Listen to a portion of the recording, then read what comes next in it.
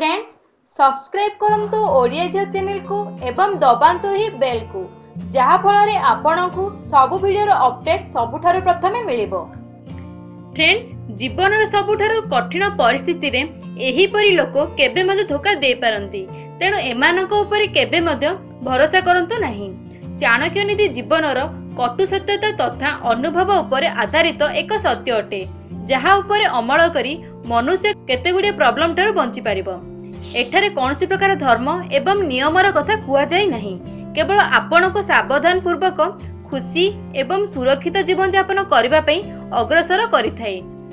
Friends अधिकांश समय रे आपण स्त्री संबंधी चाणक्य नीति नियम विषय सुनिथिबे। एठारे आमे आपनको चाणक्य द्वारा कुहा जायथिबा पुरुष सहित संबंधी नियम विषय कहिबु, जेउठारे एहिपरि लोकंक ठारू दूर रे रहिबा पई परामर्श दिया जायछि। काहेकि एवं कौन पाई एहार कारण मध्ये कुहा जायछि। चाणक्य शास्त्र रे वर्णित एक श्लोक रे कुहा जायछि, जेउ पुरुषंक पाखरे केवल देखाइबा गुण रही थाए सेहिपरि पुरुष केबे भी भरोसा योग्य नुहंती, किंतु जेउ पुरुष समस्त कथा को बिना किछि ओलट पलट करी कथा होई थाए एमानक साथ आपनक जीवन रे खुशी ही खुशी आनी थाए। एहिपरि पुरुष निज जीवन रे आगको बढ़िबा पई बहुत चेष्टा करि थाए एवं देखाइबा गुण को अधिक महत्व दे न थाए।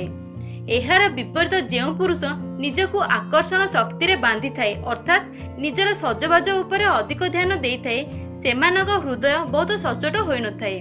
एहिपरि पुरुष स्त्री मानक प्रति खास आकर्षण रखि थांती, किंतु कौनसी स्त्री पाखरे अधिक दिन पर्यंत रही पारंती नाही।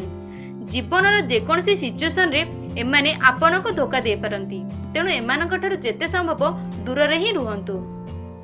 विशेष करी झियो मानंकु एहिपरि पुओ मानक प्रेम रे न पड़िबा उचित, नचेत आपनक पूरा जीवन नष्ट होई जिवो।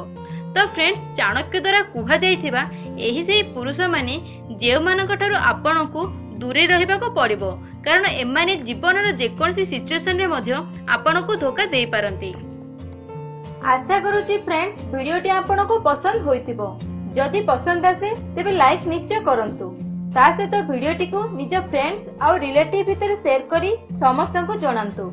एवं फ्रेंड्स जदि आपण एबे पर्यंत आम चैनल को सब्सक्राइब करि नाहंती तेबे तळे थिबा रेड कलर सब्सक्राइब बटन को क्लिक करी आम चैनल सहित जोड़ी हो जांतु।